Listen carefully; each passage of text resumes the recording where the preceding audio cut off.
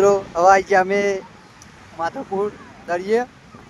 માધવપુરના દરિયા કેવું હોય તમે બતાવી દઈએ.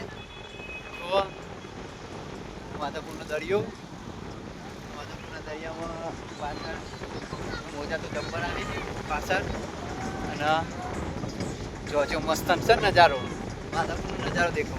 આ ઊંટ બૂંટ જેવા મસ્ત હજારેલા અહીંયા, આ ઊંટ હજારેલા રહ્યા એ કાર્યો. આ મોજા તો આના કચું આવી આવે જ છે. બતાવીએ માધવપુરનો બીચ. અને અહીંયા બધા બીજા ટુરિસ્ટ વાળા આવ્યા છે ફરવા. તમને બતાવીએ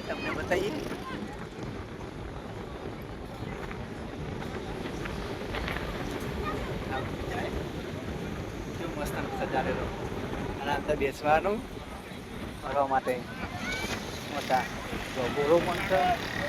એ ઘોડો હોય ઘોડો બધું જ રાખે. જો મોજા તો બહુ ભયાનક આવે તો મોજાનો તો નજારો જ આખો અલગ ભયાનક જ આવે. આપણે જઈ જતા નહીં ચાલો.